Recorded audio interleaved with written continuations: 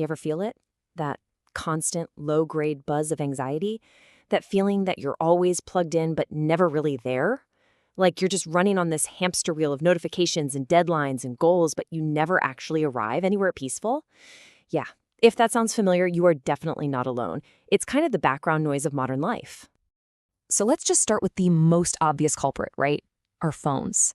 Stanford addiction specialist Anna Lemke, well, she doesn't pull any punches. She calls the smartphone the hypodermic needle for a wired generation. See, our relationship with these devices, it's often not just a bad habit. It's an actual addiction, and it's engineered to keep us coming back for just one more little hit of dopamine. And this image, yeah, it kind of says it all, doesn't it?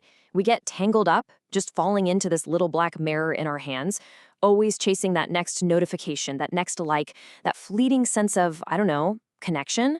But it never really fills us up. It just leaves us feeling more drained than when we started. But, it's not just our phones. The problem goes way deeper. We've kind of adopted this keeping score mentality for life itself. An economist named Joseph Schumpeter wrote about how we chase money and accomplishments not for what they are, but as an index of success, a symptom of victory.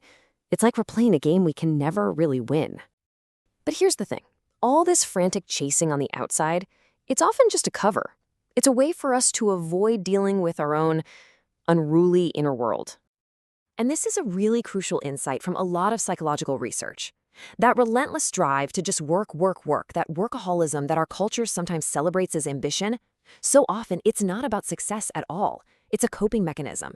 It's an attempt to just outrun or numb those really uncomfortable feelings of anxiety and depression.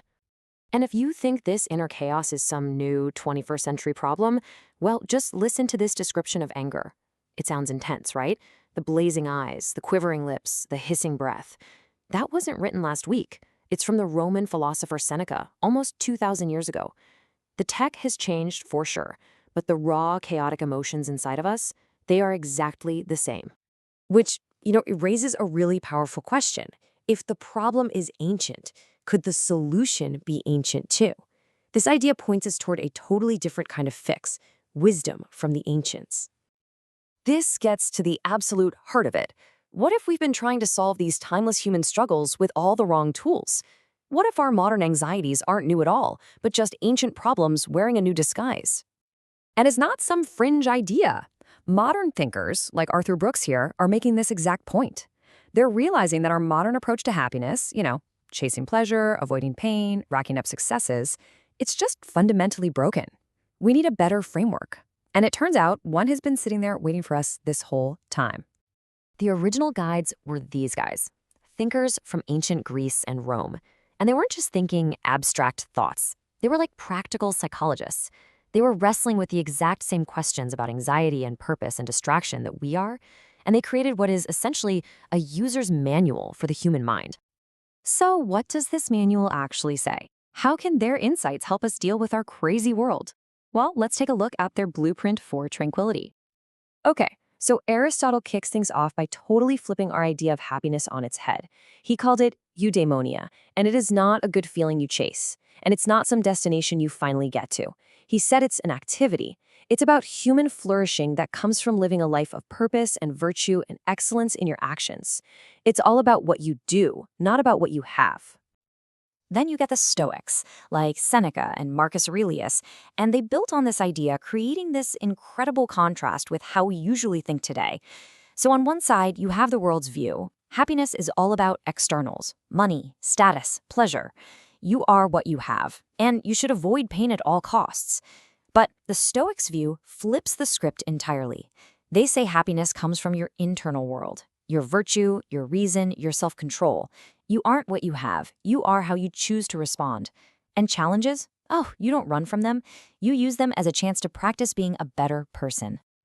So how does this actually help with our modern anxiety? Well, the Stoics offered a super clear 3-step process. First, figure out what you can control and what you can't. That flood of emails? Can't control it. Your reaction to it? 100% within your power. Second, and this is huge, remember that it's not events that cause you pain, but your judgment about them. Your post didn't get enough likes. The lack of likes isn't the problem. It's the judgment that your self-worth is tied to it that causes the sting. And third, you reframe every single obstacle as an opportunity. Total game changer. The Roman Emperor Marcus Aurelius, literally the most powerful man in the world at the time, he captured this internal focus perfectly in his private journal. He reminds us that peace and strength aren't things you find out there somewhere. They're an inner wellspring, a fountain of good that can never, ever run dry, as long as you just keep digging. So, when you put it all together, this isn't just a collection of cool old ideas. It's a profound challenge to our entire modern way of life. It's a call to action. It's a call for living an examined life. And maybe nobody embodied this better than Socrates. He actually described his whole purpose as being a gadfly. You know, that annoying fly that stings a horse to wake it up. He saw his job as waking people up from their lazy, unthinking lives. He just pushed everyone he met to constantly examine their own beliefs and their own actions, all in the pursuit of virtue. So, here we are. The ancients didn't just diagnose the problem of human anxiety, they actually left us a map. It's a path away from that chaotic chase for things outside of us and toward an inner, unshakable peace. The only question left is the one for us. Are we brave enough to actually follow it?